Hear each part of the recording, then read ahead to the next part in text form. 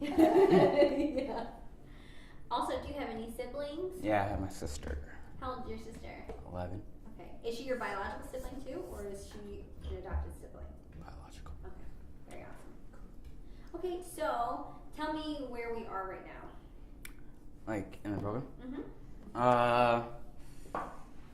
Well, I mean, we're kind of in like, I don't know. What building are we in? What building are we in? Well, we're in Amara. Okay. And what is Amara for people who don't know? Amara is an adoption agency. Okay. And were you adopted through Amara? Yeah. Okay. So have you always come here for, I don't know, post-adoption kind of services, or have you met a lot of families through Amara? Yeah, I have. What has Amara done for you? First they gave me a good family to be adopted into. I have spoken at soirees for people, soirees to help people like donate money to Amara. I did that twice. And then they also gave me Angela to help me work on the STAR program. Awesome. So Amara has made a big impact in your life. Yeah. Yeah. So then tell me about this new kind of like mentorship program. Is this something that was your idea? Yeah. How did that come to be? What happened? So it was in between 6th and 7th grade summer. I went to I went here for an Amara event type thing where I met other mentors, other adopted adults like me, and we were just talking. And then I came to my dad's like, wouldn't it be great if I came up with an idea that would help adoptees work together with other mentors? And then he was like, yeah, what would you call it? And then I've been writing this thing called SS, which is Stay Strong. And then I was like, what if we called it the Stay Strong program? And then he was like, yeah, you could take it to Amara. So we worked on that for like a month. And then I didn't hear back from them for a while. And then when I did, Angela was there to help me. And then we've been working on it for like, what would you say, 2 months? Yeah, like 4 months or so. My friend Luke, who is in high school, he was adopted, and so I kind of invited him into the program to kind of help us. So, yeah. That's cool. So then, has it really launched, or is it getting ready to launch? It's getting ready to launch this month, right? Why do adoptees need extra help? Like, why do they need a mentor, do you think? Well, I kind of think that kids who are adopted need more support than the parents because for them, they've been taken away from their family who they've known their entire life or since they've been born. So it's kind of a new experience for them. They're being put with people they don't know, who they've never met before. Sometimes they don't always know how to get through those feelings or so. So they kind of just bottle them up until like a cap blows off, and then they just let it all loose. Did that happen to you? I think since I was little, I had a lot of tantrums. I was lucky that I went to a very diverse school, so it had a lot of people there that were adopted and sort of like me. But some people aren't always that lucky. So I think having this program will kind of help them and move them along. Just like helping kind of create it, what do you foresee for people who are in the program? People who are I kind of see them talking to someone who has been through the program, who has been adopted before and who is an adult and knows kind of what they've already been through and can answer any questions. It wouldn't be like a counselor, it'd be like a friend type. And so if the adoptee needs questions, they can go to this person who already, they won't have all the answers, but they'll probably have most of them. Just, it's relatable, right? How do you feel when you talk to Angela? Does she help you somehow? Just knowing that she's adopted too? Or? Yeah, it's easier to talk to someone who is adopted because they kind of know what you've already been through rather than talking to someone who you don't know and hasn't been through really what you've done. Yeah. Well, this is a pretty big accomplishment from you. Yeah. It's exciting, I think. I'm just trying to think, is there anything that I'm missing that I didn't ask you? That you want to talk about? No, I mean... Do you want to highlight some of like what your original proposal said? Yeah, what is that? So my original was to do teens and younger students or kids. For the younger kids, it would have been like sometimes they don't know how to get their feelings out, so they throw tantrums and might hurt themselves or hurt other people. And so that would be up to 5th grade. And then for a good part of the time, we'd be outside kind of just hanging out, and they'd be talking and hanging out with kids like them. And then for the older kids, if they have a reason, they'll be mad all the time. And then they won't talk to anybody or tell anybody what's going on. They'll kind of just keep it to themselves, and then, like I said, they'll bottle it up until it just blows over. That'd be 6th grade and up. And then for the teens, we'd also be doing like, we'd talk and stuff like that and kind of let people know how they're feeling and how we can help and stuff like that. And then we'd also be outside hanging out too. Awesome. So are you going to be a mentor or are you going to be a mentee? Are you in the age category where you're going to be both? What could I be? Yeah, I'd be a mentee. Okay, awesome. So then is Angela your mentor? Or who's going to be your mentor? I'm not sure. Okay. Unless you want to add anything, I think I'm good. Tell me, just for the record, say and spell your first and last name. My name is Devon Carroll, DAVON CARROLL.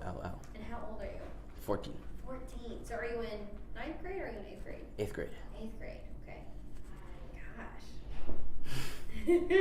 And your sister's how old? 11. 11, okay. Okay. So she's probably what, 6th grade? Yeah. 6th grade? Okay. Very cool. So I'm just curious, do you have a chance to talk to your sister about it, or do you guys have a relationship like that? I think Angela has already paired her, or has already found somebody to be her mentor. Oh, that's good. But I mean, do you guys talk? Oh yeah, we do. I helped her.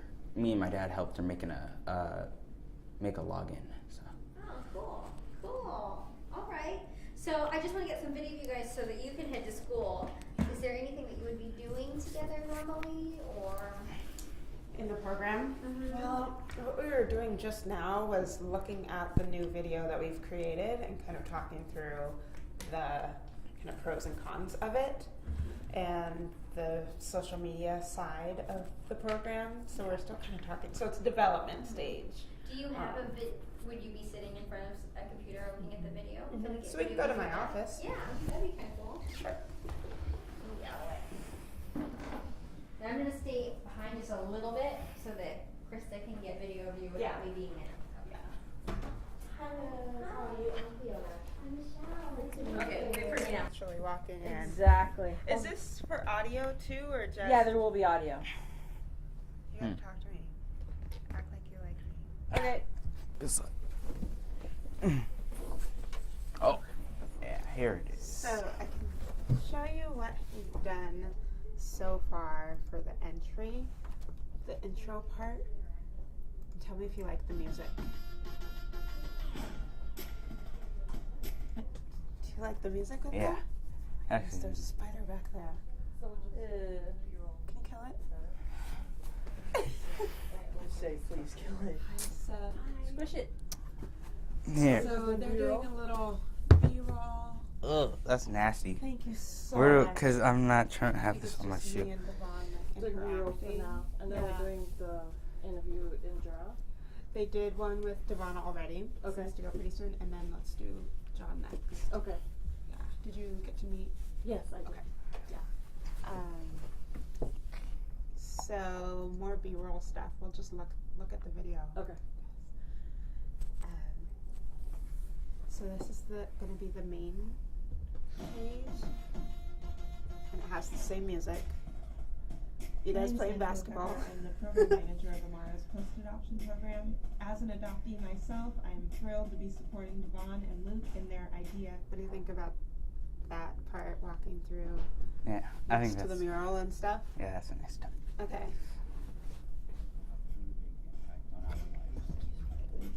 Help you and guide you, and they won't be a counselor. Make They'll be a conversation friend. about this. Say something about how I you want to be a son and I like that growing part. up, I didn't really know anyone that was adopted, and I wanted to be And this is Felicia, who's an adult adoptee, so she would be one of the mentors. You pair with my sister, right? Yeah. Nice shot.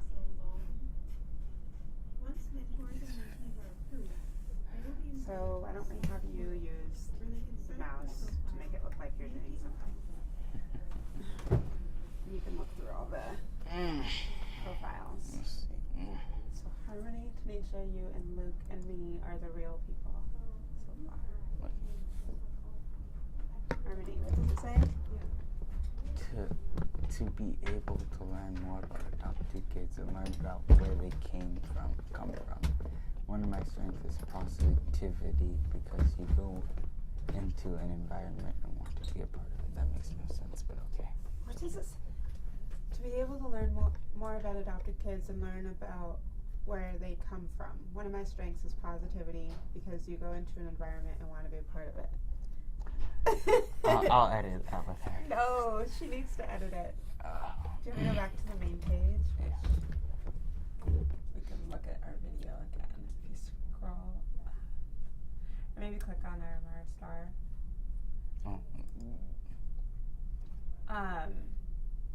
Oh, There's the video. actually, what do you think about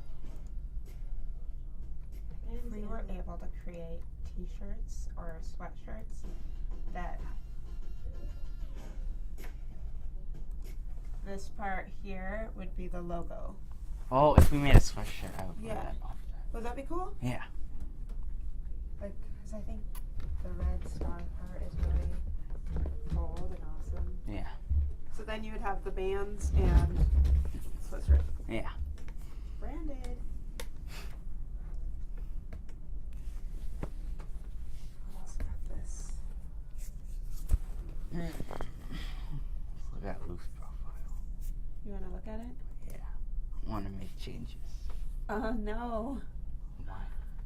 He won't mind. Yes, he will. It belongs to him. Technically, it belongs to Amara and. No. Yeah.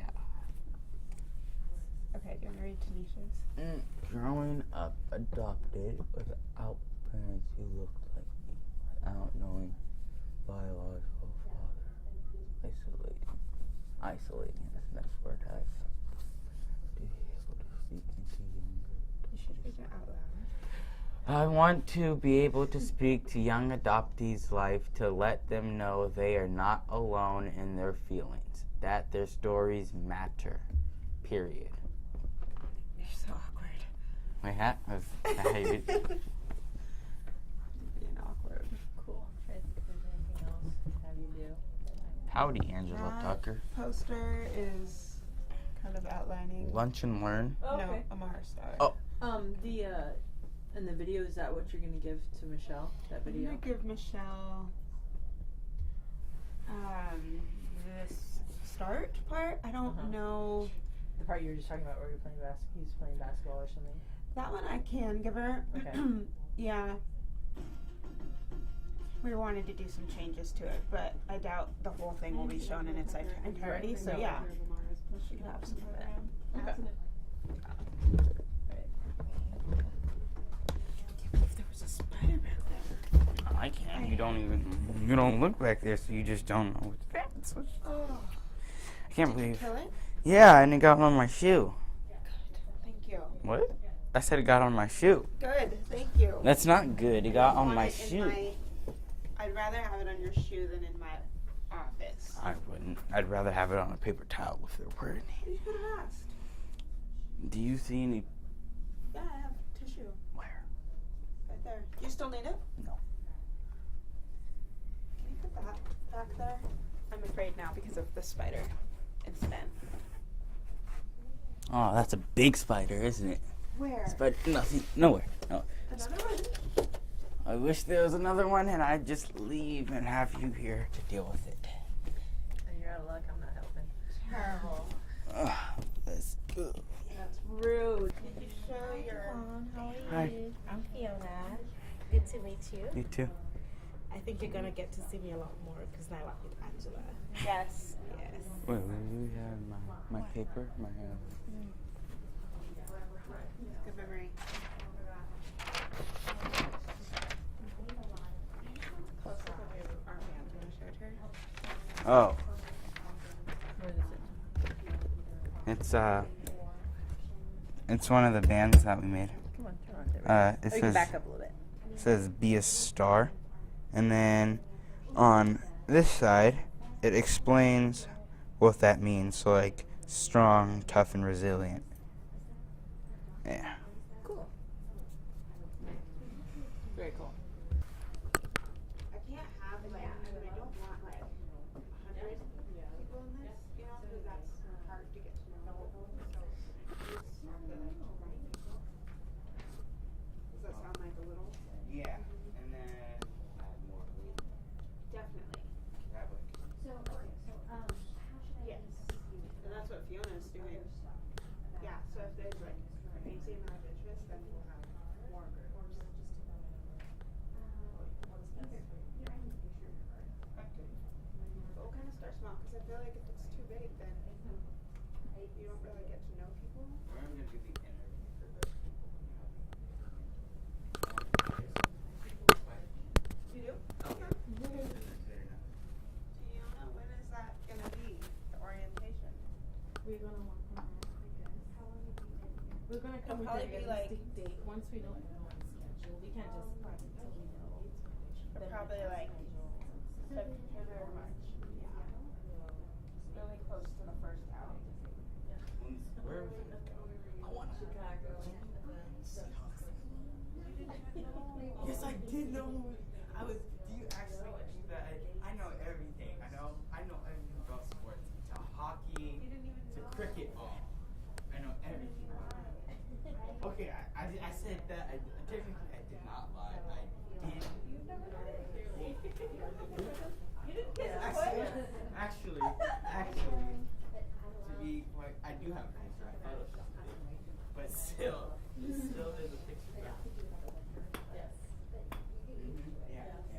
Well, Fiona's working on the outings.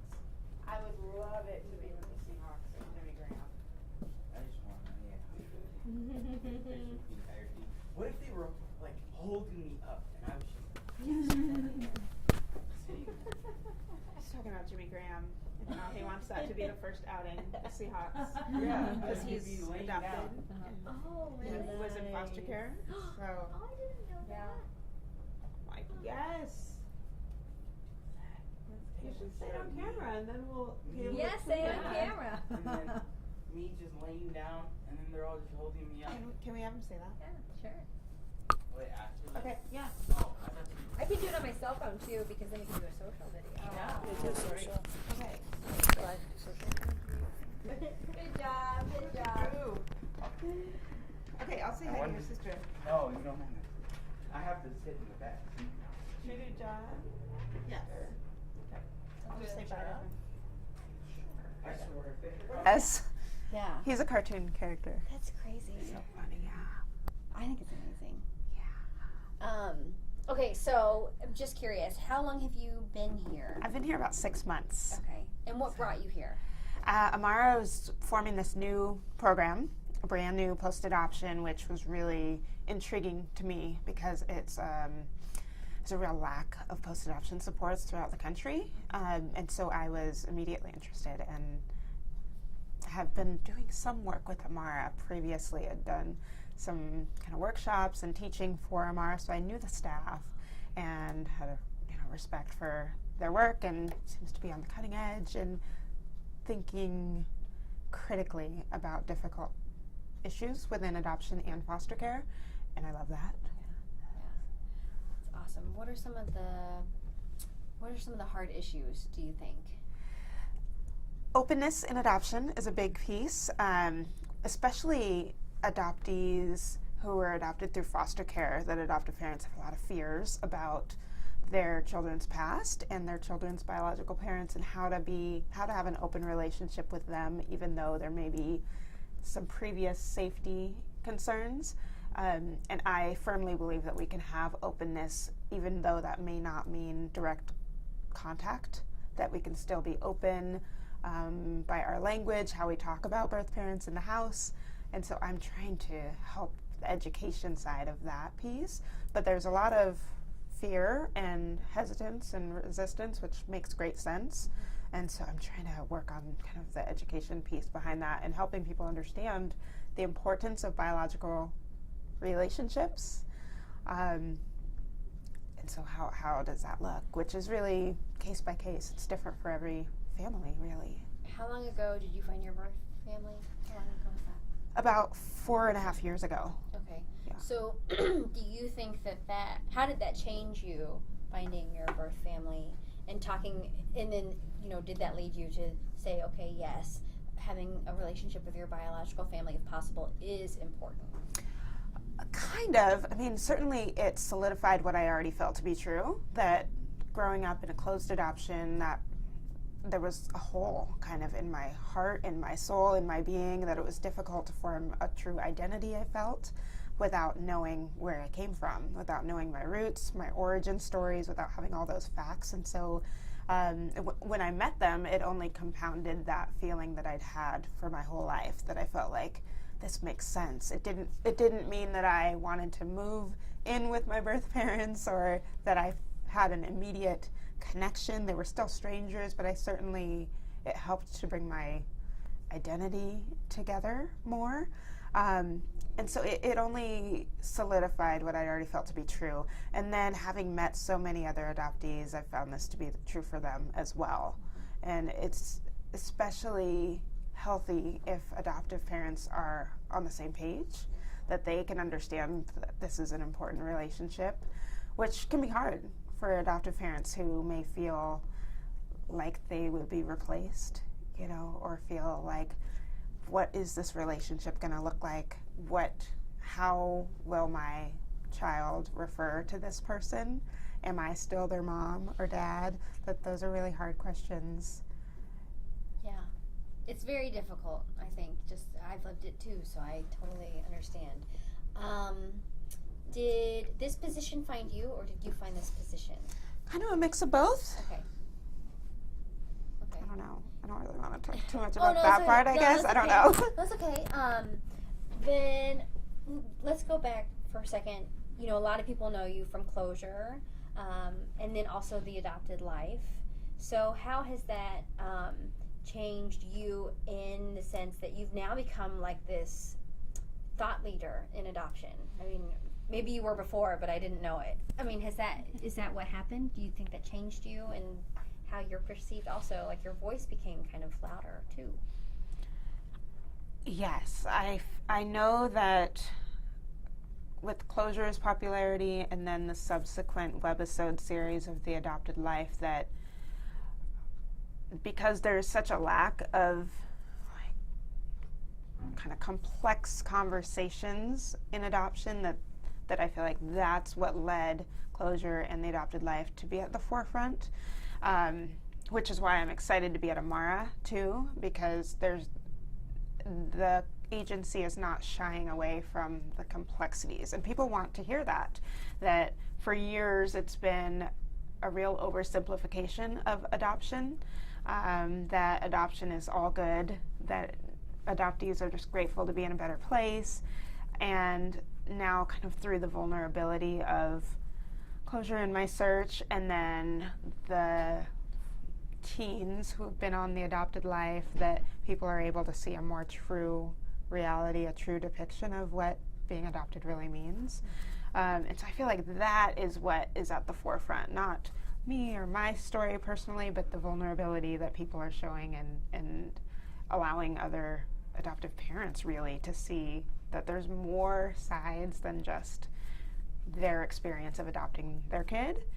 And Closure also brought the birth parent's voice to the fore, which had been missing previously as well. And so that too, I feel like is just a huge void in the adoption discourse.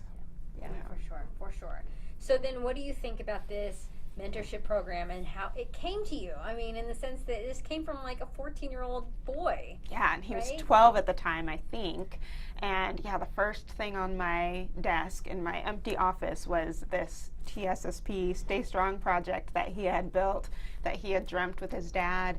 And it fits with my kind of mission and my kind of values and wanting to amplify adoptee voices, wanting to make sure that adoptees are part of the conversation about adoption, especially someone like Devon, who was adopted at an older age through foster care, that his voice really matters. And what better way to show that than to act on his idea?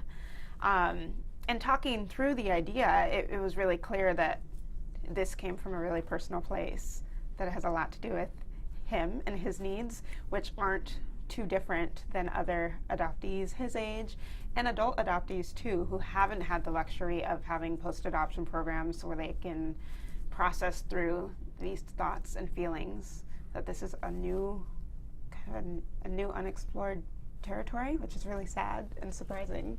It is kind of sad and surprising because adoption's been going on for so long, but like you said, the complexity of the conversation, the complex conversations really haven't been happening until, I would say, fairly recently, and just the vulnerability of, even, it's almost like it transcends like all adoptions, right? I mean, in the sense that like we all who have been adopted or adopted families kind of have the same, like they might have different, God, I can't talk. They might have different circumstances in their adoption, but a lot of times the conversations start from the same place, Sure.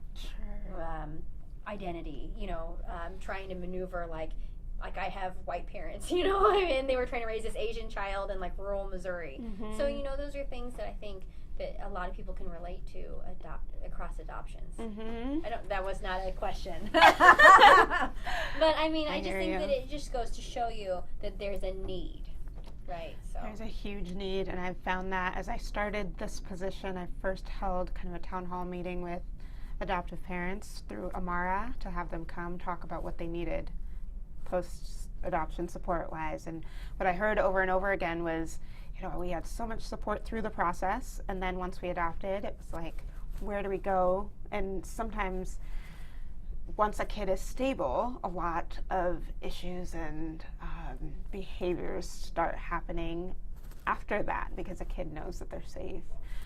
Or during the teenage years, that's when a lot of behaviors start. And families sometimes feel confused and conflicted about whether this is an adoption-related issue related to the trauma or just kind of developmental appropriate stages of being a teen or whatever age they are. And so I feel like that's a conversation that we've got to have. If it's a lingering question in so many families' minds, then we've got to have that. And so one program that I'm excited to start is kind of an education series around these topics. Like you mentioned, transracial adoption is a big one. So how can we help a child feel a sense of pride in their culture when that's not the culture of the parents? Understanding trauma and its effects long term, all the different topics that we can explore. Is there anything that that you want to add? I mean, I think that we've covered so much, but I don't know. I mean, for like our news story anyway. I could talk to you for like an hour, but is there anything that we need to know about the program itself? I mean, the mentorship program. So what am I missing? Do you want to talk more sort of in general, the vision of the post-adoption program and how the mentorship program Fits into that? Mm-hmm. Yeah. I think you kind of did that too a little bit, just. Yeah, I mean, I guess I could just add that, like, the overall vision for a post-adoption program is to really to demonstrate that we understand that that adoption is a lifelong event, that when a child is adopted, that's their identity for life, that it doesn't end. And we hadn't, not just Amara, but really nationwide, there hasn't been a comprehensive effort to that effect. And when we look at not just adoptive parents, not just adoptees, not just birth parents, but everyone who's impacted, that it's that much bigger, there's that much more room to support people in order to really help the child have the healthiest life. And so, that's our overall vision. And with the mentorship program, we'll do this in helping adoptees to know their story and to feel really confident in their story. One piece that we'll work on is there is oftentimes kind of a feeling of, for adoptees, feeling like they need to share their story, that anyone can ask about, like, when were you adopted, how come, what happened to your parents, and adoptees often feel like they have to answer that, but really they don't. And I think teaching adoptees that they own their story and they own who they want to share it with, when they want to share it, what they want to share, if anything, that power will help, that knowing that will help kind of inform all of the adoption discourse, and that others can start to see, like, this is a sensitive topic, this is a triggering topic. It is exciting too, but that really the adoptee should drive whether or not that's the case for them. Yeah, sure. So I'm excited to start hammering that home, helping folks. And I feel like I can do that through closure too, because I've chosen not to share certain things about my story, and then a lot of it is out there. And so talking with adoptees specifically about why I made that choice can help empower them, I feel. Yeah. I hope. Absolutely. I only have one last question. Do you feel like you're in the right place? Is there anything, that, could you ever imagine not doing something adoption related now in your life? No, I feel like this is the perfect place, that being an adoptee in this role has a lot of advantages that a non-adopted person may not take into account, that I think is really important. I love connecting with other adopted folks, with other adopted families, and just having so much freedom to really respond to the local need is thrilling. Okay, perfect. Unless you want to add anything? I think that's good. Okay. For the record, I know who you are, but in case an editor or some... Yeah. Can you say and spell your first and last name? Yeah. I'm Angela Tucker. It's Angela. Tucker is Tucker. And your title? And I'm the post-adoption program manager at Amara. Perfect. Thank you. Just curious too, are you a one-person department then? I don't know if departments... Yeah, at this point, Fiona, who you met, she is on board as the kind of coordinator for the program. Okay. So it's the two of us, and she started 2 weeks ago. Oh my God, so that's she's awesome. Brand new. So it's just like, kind of a pilot startup. Yeah. Just getting off the ground. Oh, that's great. And there's so much room, and I hope to engage community partners in the program a lot, for the sake of educating our community, but then also to have them involved in all of our lives, so adoptees don't feel so siloed, like this is only an adoption issue, but that it's part of their identity, part of the world, kind of what Devon was talking about, Yeah. Okay. Very easy question. Who are you and what do you do? My name is John Morris, and I am the executive director at Amara. And can you spell your first and last name for me? JOHNMORSC. Okay. And how long have you been a part of this organization? I'm soon to celebrate my 11th anniversary here. Very good. Yeah. Okay. Did it bring you, have you always lived in Seattle? No, I've been in Seattle for 40 years. I grew up in the Chicago area. Oh, okay. I lived in Madison. Okay, well, there we go. So then what brought you here? To Amara. I had the good fortune of being raised in a wonderful family, and the idea that children don't have that, not every child has that opportunity, was a very compelling draw for me. Yeah. So, has it been fulfilling, your time here? It has been both fulfilling and a source of frustration that, in spite of our best efforts, that children still don't have the privilege of a strong family. That not every child has that. Sure. What do you think are some of the biggest challenges for Amara, and just for the I don't want to say the industry, the field itself? Yeah, well, I think if we get down to the child, the biggest challenge is that there are not enough families for the children that either for a short term or for a longer term need a strong family. And it should be a right of every child, just like education and health, to be able to have the privilege of a childhood. Because if you are a child, you need a strong home, or you need a family, I think, to develop as a person. And without that, then I think you're denying that opportunity for a child. Yeah. You have seen tremendous success stories, though. Yes, absolutely, inspiring. Yeah. Yeah. And those stories are really a reflection of a community. It isn't just the impact on a child's life, which I think we all understand to be very significant. It's really the impact on a family, and that family then has an impact on their community. So there's a ripple effect when there is a child that is experiencing joy, whether it's the children we deal with or any child in our community, then there is an impact throughout that community. What do you think of some of the post-adoption services that you're providing now, especially like this mentorship program it's about to launch? Yeah, I think overall the whole idea of recognizing that the adoption isn't the end, but it's actually the start of a whole new journey.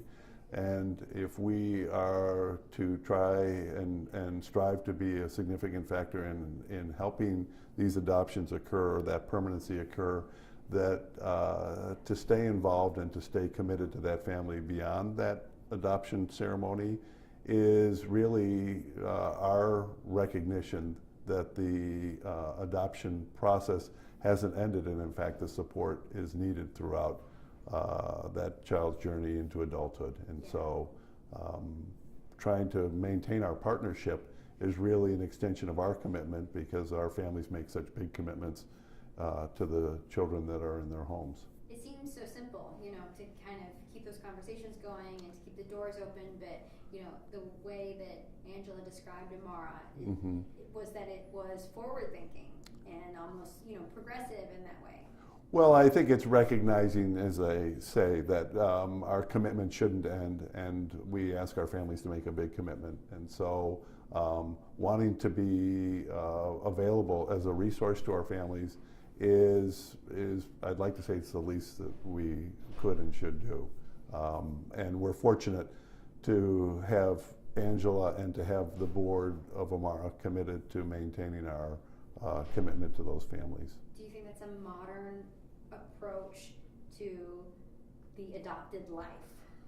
Well, I would like to think it's another step in the evolution. I don't know about modern in that I think anybody who's a parent understands that if you're fortunate and you've done the most you can, that when adulthood arrives, that the children that were once dependent on you are now independent. And I think it's recognizing that continuum of support that every family provides.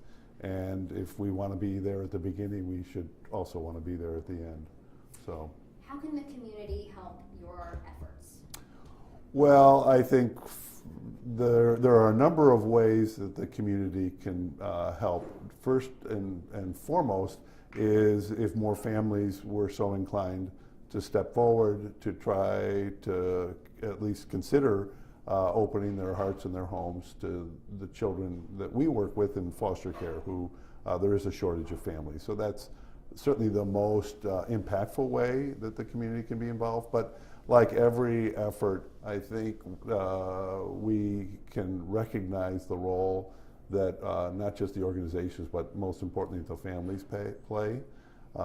There are so many great families that we have the privilege of working with, and for the community to understand that those families are like every other family, dependent on the community to help make sure that the children in their homes have a good upbringing.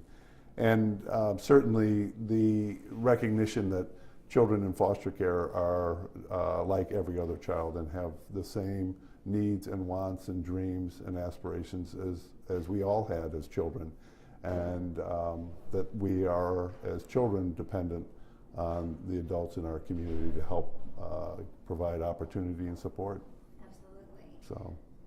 Is there anything that you want to add? No, just gratitude to you for having an interest in this work, because these children are so invisible so often, and you have the privilege of bringing them to the community. So thank you for that. Oh gosh, that's the least we can do, right? Yeah. Can I suggest that John talks about responding to the need? Okay. The fact that we saw a need in post-adoption, and hence the creation of the post-adoption program and Angela's role. Yeah. Just like we saw a need in the sanctuary I was telling you about, and that's how we went ahead and set one up. One here and then one in Tacoma. So maybe John talk a little bit about More about the need. Yeah. Respond to recognizing the the needs. Yeah. and Yeah. How we respond to those needs. Okay. Okay. Yeah, I mean, well, it is, but Yeah. and it goes along with being kind of forward thinking, or like, you know, just in the sense that you can respond. You can, first of all, spot a need. Yeah. And respond to it. Well, and I think what it is as with every situation, if you listen and you learn and you are able to respond, which we felt certainly that we were able to address a need that we saw, and that was our good fortune to be able to respond. But it was recognizing the need, listening to our families, and again, as all parents know, the journey doesn't end when it begins. It really is the start of a whole new journey, and to want to be a part of that is, again, a reflection of the commitment that we ask our families to make and that we, in turn, make to our families, which, you know, as I say, it's just knowing that there's a need out there that we are able to address. So. How about the sanctuary? Responding to that need. Why do we send the sanctuary? Well, the sanctuary, I think it hits us all at our core, that to imagine, so few of us have the experience, but just imagining what it must be like to be pulled away from your family without maybe an understanding as to the reasons why. And for all of these kids, it's the only family they've ever known. And the thought that we're doing that out of their concern for their well-being, and then we aren't immediately attentive to their well-being and to their need.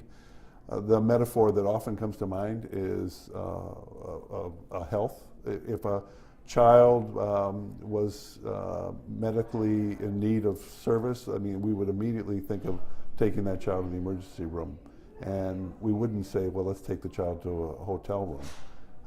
Or let's have a child wait in the lobby while we try to find out where this child is going to go. So it's really just recognizing that a dramatic and traumatic situation needs a compassionate response.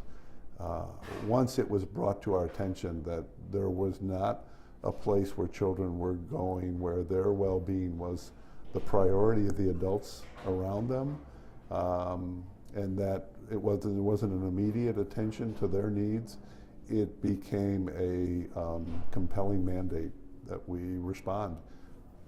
We had the good fortune of starting one, as you know, in King County 2 years ago, and the need is just as great in Pierce County, which is why we have opened up down there as well. Wow, that's great. So we'll be following up on that. We'll be